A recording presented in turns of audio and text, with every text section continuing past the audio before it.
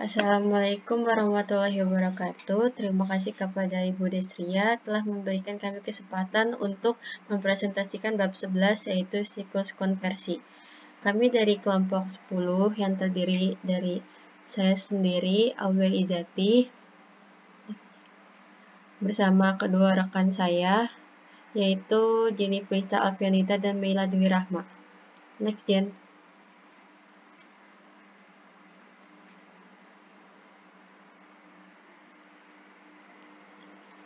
Di sini kami akan menjelaskan yang terdiri dari satu pengertian siklus konversi, kedua pengertian sistem persediaan, ketiga prosedur pemrosesan dan transaksi persediaan, keempat sistem produksi, yang kelima sistem akuntansi biaya, dan yang keenam sistem manajemen sumber daya manusia atau penggajian. Next, Jen. Yang pertama, pengertian siklus konversi. Siklus konversi merupakan siklus yang memproses bahan baku atau supplies menjadi produk jadi atau barang atau jasa yang siap dijual. Nah, dalam siklus konversi ini, sistem akuntansi mencatat satu kejadian ekonomi atau transaksi, yaitu konsumsi bahan baku, tenaga kerja, dan overhead untuk menghasilkan produk atau jasa yang dapat dijual. Sedangkan sistem aplikasi ini terdiri dari memproses 5 jenis transaksi, yaitu pembelian barang, penjualan barang, transfer bahan baku, tenaga kerja, dan overhead. Dalam perusahaan jasa sendiri, siklus ini terdiri atas sistem penggajian dan sistem akuntansi biaya. Sedangkan dalam perusahaan dagang, siklus ini terdiri atas sistem penggajian dan sistem persediaan. Dalam perusahaan manufaktur, siklus ini terdiri atas sistem penggajian, sistem persediaan, dan sistem akuntansi biaya. Next, Jen.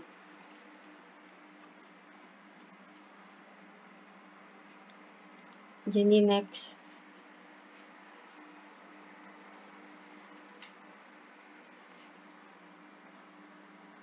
Jen.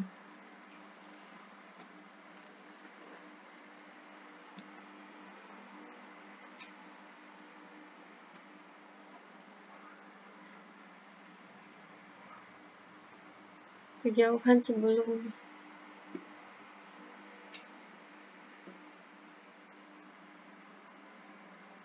Untuk lebih lanjut mengenai sistem persediaan akan dijelaskan oleh Meila.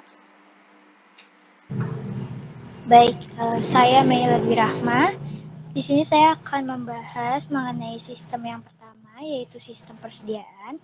Sistem persediaan itu merupakan sebuah sistem yang memelihara catatan persediaan dan memberitahu manajer apabila jenis barang tertentu memerlukan penambahan.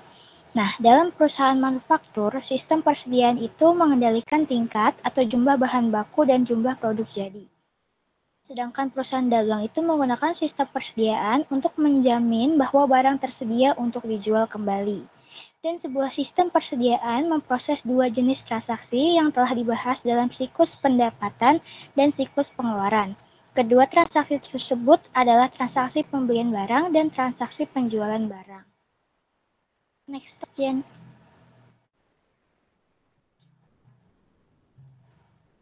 Oke, berikutnya kita masuk ke prosedur pemrosesan transaksi persediaan. Berdasarkan gambar tersebut, ditunjukkan dalam sistem online real time, Departemen Penerima Barang itu membuat laporan penerimaan barang setiap hari dan dikirim ke Departemen Pengolahan Data.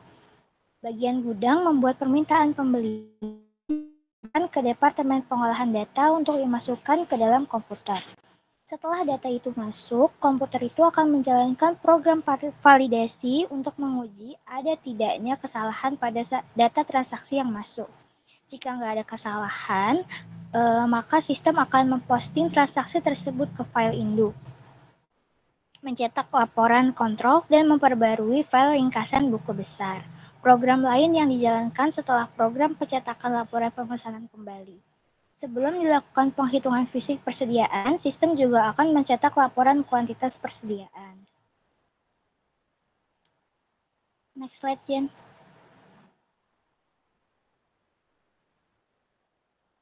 Baik, selanjutnya akan dijelaskan oleh Aul lagi.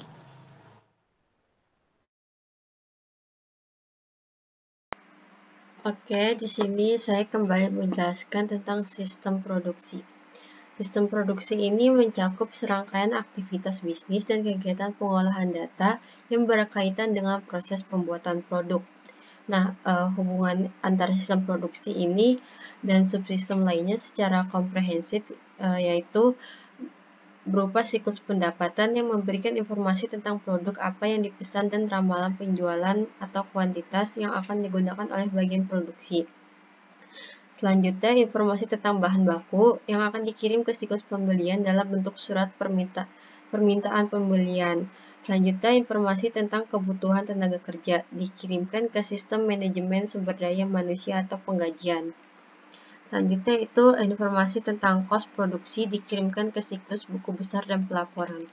Next gen.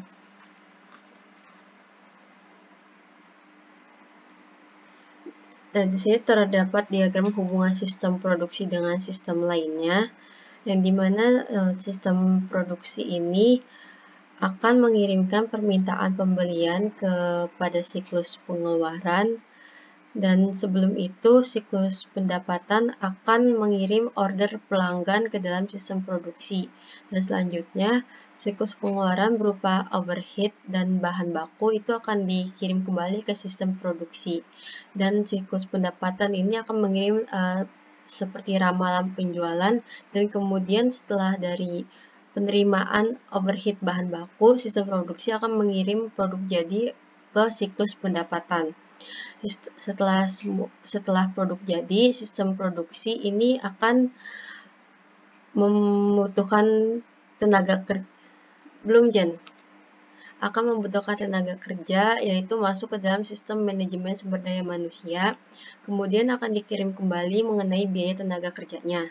Dan setelah semua selesai, baik itu produk jadi dan biaya tenaga kerjanya, sistem produksi akan membuat laporan manajemen dan juga siklus buku besar dan pelaporan. Next gen. Dan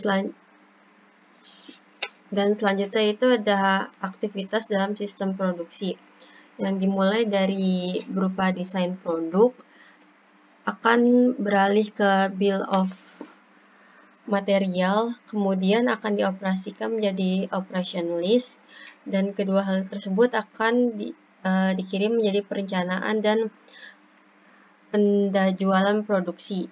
Dan dari siklus pendapatan itu akan juga kirim ke dalam perencanaan dan pendajualan, berikut juga dengan produk jadi serta ramalan penjualannya. Dan perencanaan dan penjualan ini juga akan menerima PDP, produk jadi, info tenaga kerja, dan selanjutnya permintaan pembelian itu akan dikirim ke siklus pengeluaran. Nah, nanti dari siklus pengeluaran ini akan selanjutnya menjadi bahan baku serta order produksi, dan order produksi ini akan dikirim ke kegiatan produksi dan kembali akan ke order produksi. Dari kegiatan produksi itu ada tiket waktu kerja, tiket pindah, dan permintaan bahan. Sedangkan dari sistem manajemen sumber daya manusia itu ada biaya tenaga kerja langsung. Dan selanjutnya setelah semua menerima, mengirim ke akuntansi biaya ini akan membuat harga pokok produksi berupa dalam siklus buku besar dan pelaporan, dan kemudian juga akan membuat laporan manajemen. Next gen. Selanjutnya itu ada aktivitas sistem produksi yang terdiri dari pertama perancangan produk. Ini perancangan produk ini merupakan tahap awal dari sistem produksi. Tujuannya sendiri itu untuk merancang sebuah produk yang memenuhi keinginan konsumen dalam hal kualitas, lama pengerjaan, dan biaya produksi yang rendah. Dan selanjutnya itu ada perencanaan dan penjadwalan produk. Tahap kedua dari sistem produksi ini itu membuat perencanaan dan penjadwalan produksi. Tujuannya itu untuk produksi dilakukan seefisien mungkin untuk memenuhi pesanan yang ada dan kemungkinan permintaan jangka pendek tanpa menghasilkan jumlah produk yang berlebih. Dan dari rencana produksi ini tuh tersedia dua metode. Yang pertama, perencanaan sumber daya manufaktur, dan yang kedua itu sistem manufaktur just in time. Dan yang selanjutnya itu ada proses produksi. Dari proses produksi itu merupakan tahap ketiga, proses pembuatan produk. Nah, aktivitas terkait dalam proses produksi ini bervariasi tergantung pada tingkat kompleksitas produk yang dihasilkan dan teknologi pemrosesan digunakan. Next, Jen. Dan untuk sistem ini akan dilanjutkan oleh rekan saya, Jenny. Terima kasih. Oke, untuk sistem akuntansi biaya ini merupakan tahap akhir dalam sistem produksi. Nah, tujuan diselenggarakannya sistem produksi akuntansi tujuan diselenggarakan sistem akuntansi biaya ini yang pertama untuk menghasilkan informasi untuk perencanaan, pengendalian, dan penilaian kinerja kegiatan produksi. Lalu tujuan yang kedua menghasilkan informasi biaya yang akurat agar dapat digunakan sebagai dasar penentuan harga dan juga keputusan tentang komposisi produk. Lalu tujuan yang ketiga untuk menghasilkan informasi yang dapat digunakan untuk menghitung nilai persediaan dan harga pokok penjualan.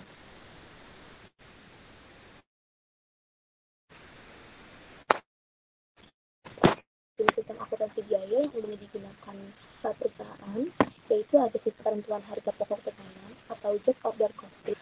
Lalu yang kedua ada sistem penentuan harga pokok proses atau proses costing. Sistem penentuan harga pokok pesanan atau job order costing ini membebankan biaya ke kelompok produksi tertentu. Lalu sistem penentuan harga pokok proses atau proses costing ini membebankan biaya kepada setiap proses atau departemen produksi. Kemudian menghitung rata-rata biaya produk per unit. Metode ini digunakan jika perusahaan menghasilkan barang atau jasa yang sama atau sejenis.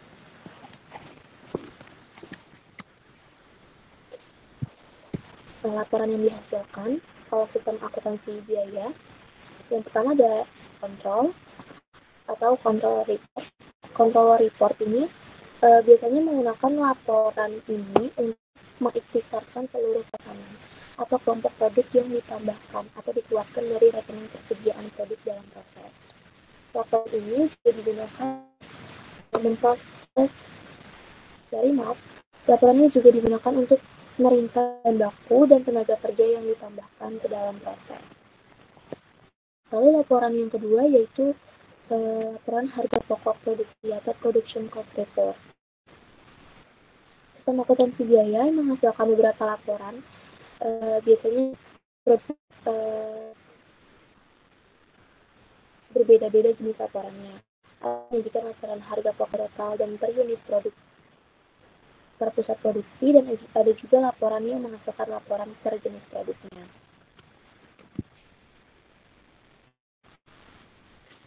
Nah, catatan akuntansi yang diselenggarakan dalam sistem akuntansi biaya. Nah, ini tergantung apakah prosesan data biaya dilakukan dengan menggunakan komputer atau tidak. Jika perusahaan mengolah data manual atau tidak menggunakan komputer atau non-komputer report, perusahaan biasanya menggunakan sebuah kartu harga pokok produksi yang berfungsi sebagai kartu pembantu untuk rekening persediaan dalam proses. Bisa juga biasanya menggunakan sistem pokok pesanan atau menggunakan sistem harga pokok proses. Lalu jika perusahaan itu menggunakan komputer atau komputer record, catatan akuntansi diselenggarakan secara manual, terdiri atas file induk dan file transaksi.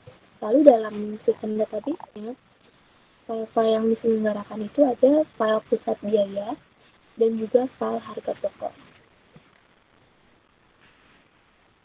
Nah, berikut prosedur akuntansi biaya secara manual. Yang pertama, bagian gudang akan menyerahkan laporan order ulang ke Departemen Pengawasan Produksi jika persediaan telah mencapai jumlah pesanan kembali. Lalu, atas dasar laporan order ulang, Departemen Pengawasan Produksi membuat order produksi sebanyak 2 lembar. Lembar pertama diteruskan ke bagian pabrik, lalu lembar kedua diserahkan ke bagian akuntansi biaya.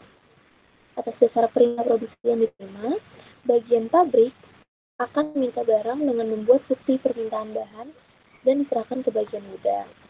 Lalu setelah menerima bukti penerimaan permintaan bahan, bagian gudang menyerahkan barang ke bagian pabrik dan meneruskan bukti permintaan bahan ke bagian akuntansi biaya. Lalu setelah menerima bahan baku dari gudang, bagian pabrik akan membuat tiket kerja atau job ticket dan ke bagian akuntansi biaya. Selanjutnya, bagian ini mengerjakan pembuatan bahan tiket tetap jika telah bagian langkah perintah produksi menyerahkannya ke bagian akuntansi. Selanjutnya, bagian akuntansi menerima perintah produksi lalu menyiapkan catatan akuntansi biaya arsip tersebut berdasarkan urutan. Bagian akuntansi ini selanjutnya menerima bukti permintaan bahan dan tiket kerja. Lalu bagian ini akan mengeluarkan perintah produksi catat konsumsi ya dalam catatan produksi. Lalu setelah produk selesai dibuat, bagian ini menerima perintah produksi yang sudah lengkap dari bagian produksi. Selanjutnya akan menghitung harga pokok per unit, mencatat ke dalam jurnal voucher dan memasukkan dokumen-dokumen berdasarkan nomor urut. Ini ada prosedur akuntansi biaya berbasis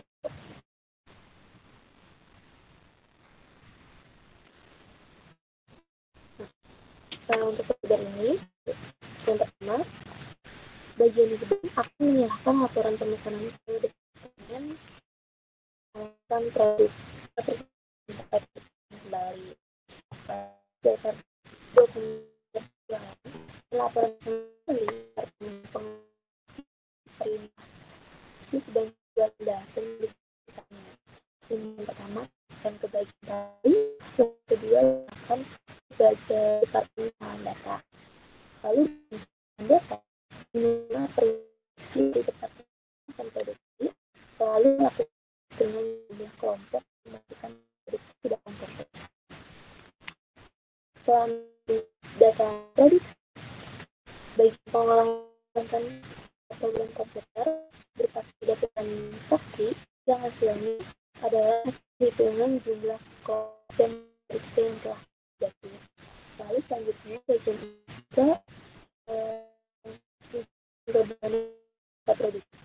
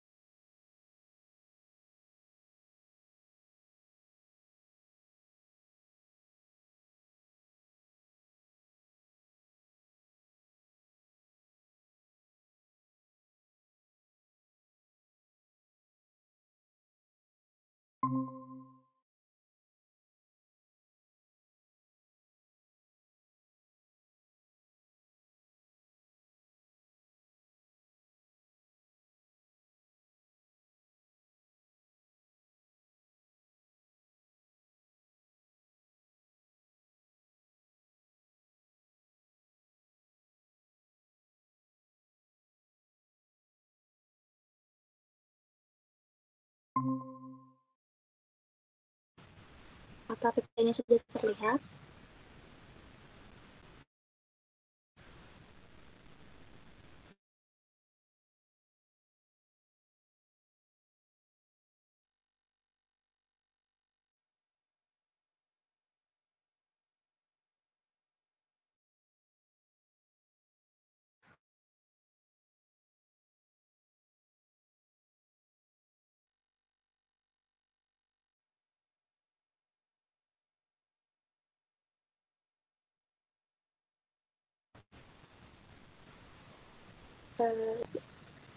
Jadi dari bagian pengolahan data ini akan menjalankan program penggabungan data produksi yang baru dengan data yang telah terkumpul sebelumnya. Nah, hasil dari proses ini adalah data produksi yang telah digabung dalam file harga pokok pesanan. Lalu, atas dasar perintah produksi yang diterima, bagian pabrik akan meminta bahan baku dengan membuat bukti permintaan bahan baku dan diserahkan ke bagian gudang. Setelah menerima permintaan bahan baku, bagian menyerahkan pabrik dan meneruskannya dengan bahan baku ke bagian pembelian. Setelah menerima dari gudang, bagian pabrik membuat tiket waktu kerja dan menyerahkan ke bagian akuntansi biaya. Selanjutnya, bagian pabrik juga mengerjakan proses pembuatan barang. Jika prosesnya selesai, maka barang pabrik akan melengkapi isian pada perintah produksi dan menyerahkan ke Departemen Pengolahan Data. Lalu, bagian pengolahan data menerima bukti permintaan bahan baku dan tiket waktu kerja. Atas dasar kedua dokumen tersebut, bagian ini melakukan perhitungan jumlah data kelompok dan memasukkan data produksi dalam komputer. Lalu setelah menyebut data pemakaian bahan baku dan tenaga kerja, bagian ini menjalankan program validasi. Jika dari hasil proses validasi ini terdapat kesalahan, maka bagian ini akan melakukan perbaikan dan mengentri ulang data sampai tidak ada lagi kesalahan. Lalu kemudian menjalankan program pengurutan data berdasarkan nomor perintah produksi. Keluaran dari proses ini atau hasilnya adalah data transaksi atau transaksi biaya yang sudah diurut dari laporan kontrol. Lalu tahap selanjutnya, bagian ini akan menjalankan program update catatan akuntansi biaya. Hasil dari proses ini adalah laporan kontrol, file harga pokok pesanan yang telah diupdate dan file pusat biaya. Lalu setelah produk selesai dibuat, bagian ini menerima perintah produksi yang sudah lengkap dari bagian produksi. Selanjutnya akan memasukkan data produk selesai ke dalam komputer dan menjalankan program perhitungan harga pokok per unit dan membuat laporan harga pokok pesanan. Hasil dari proses ini adalah laporan harga pokok pesanan dan juga voucher jasa. Nah, selanjutnya tujuan dari prosedur pengendalian dan sistem akuntansi biaya yang pertama adalah dan semua transaksi telah dioperasi secara tepat dan juga semua transaksi telah dicatat secara valid. Semua transaksi yang telah valid dan telah diotorisasi telah dicatat. Lalu semua transaksi telah dicatat secara akurat. Semua aset seperti kas, persediaan, dan data dilindungi dari kemungkinan hilang atau dicuri. Lalu yang terakhir, aktivitas bisnis dilaksanakan secara efisien dan efektif. Nah, berikut ancaman-ancaman dalam sistem akuntansi biaya atau dalam prosedur pengendalian dalam sistem akuntansi biaya. Ancaman yang pertama, transaksi tidak diotorisasi. Kegiatan produksi yang tidak diotorisasi akan berakibat pada pasokan barang yang terlalu berlebih untuk kebutuhan jangka pendek dan oleh karena itu menciptakan persoalan potensi arus kas karena sumber daya perusahaan terikat dalam persediaan. Lalu ancaman yang kedua, pencurian atau perusakan persediaan barang. Pencurian barang dan aktiva tetap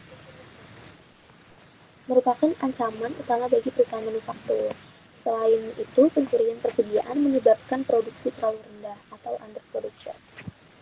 Nah, untuk mengurangi resiko kehilangan barang, akses fisik ke persediaan harus dibatasi dan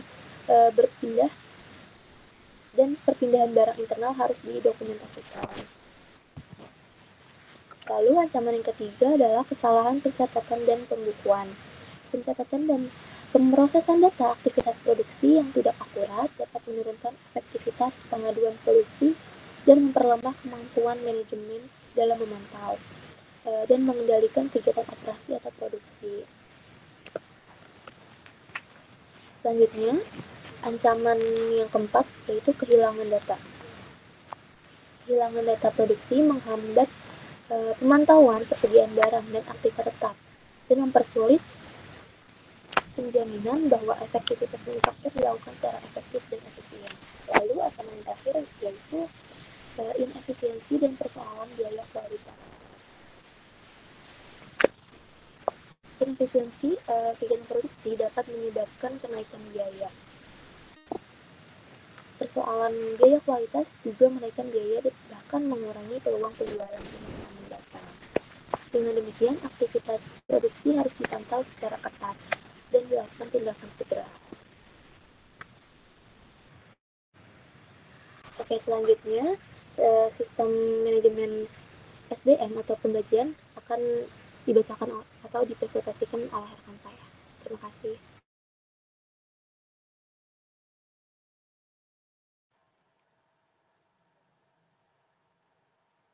Baik, saya Mailabi Rahma akan kembali membahas tentang sistem manajemen SDM atau penggajian.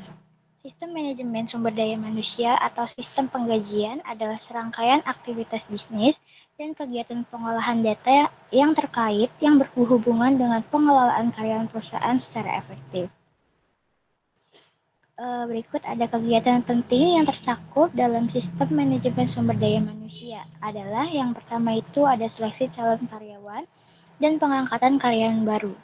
Yang kedua ada pelatihan atau training karyawan baru. Yang ketiga ada penempatan atau penugasan karyawan baru. Yang keempat itu ada penggajian atau penentuan gaji dan insentif lainnya. Yang kelima ada evaluasi kinerja karyawan. Dan yang terakhir ada pemberhentian karyawan. Boleh di next, Jet.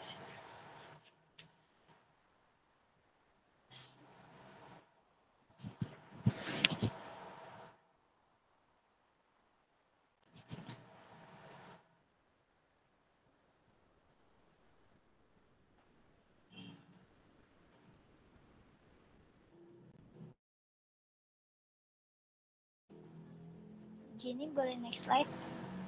Oke. Berikutnya kita masuk ke flowchart mengenai prosedur penggajian manual. Yang pertama itu ada dari Departemen Personalia, di mana berdasarkan lamaran yang masuk, bagian ini itu menyaring dan mengangkat karyawan. Hasil dari proses ini adalah surat pengangkatan karyawan baru yang akan didistribusikan sebagai berikut. Lembar ke-1 itu akan diserahkan ke karyawan yang bersangkutan, yang kedua itu akan diserahkan ke bagian gaji, kemudian lembar ketiga akan diserahkan ke penyelia atasan langsungnya, yang keempat itu diarsipkan urut abjad bersama-sama dengan surat lamaran dan referensi diarsipkan urut abjad. Selanjutnya pada bagian supervisor atau penyelia itu setelah menerima tembusan surat pengangkatan karyawan baru, penyelia menyiapkan schedule kerja untuk karyawan baru dan memberikan beban pekerjaan kepada karyawan baru. Kemudian, menjelang tanggal pembayaran gaji, bagian ini akan memeriksa liket kerja dan kartu jam kerja. Kemudian setelah diperiksa, kartu jam kerja diteruskan ke bagian gaji, sedangkan tiket kerja diserahkan ke bagian akuntansi biaya. Selanjutnya pada divisi karyawan baru itu, setelah menerima surat pengangkatan, karyawan baru itu akan memperoleh schedule kerja dari atasan langsungnya. Jumlah jam kerja dan jam hadir karyawan akan direkam dalam kartu jam kerja dan liket kerja yang akan diserahkan ke atas langsungnya. Kemudian pada bagian gaji itu akan menerima tembusan surat pengangkatan pegawai baru.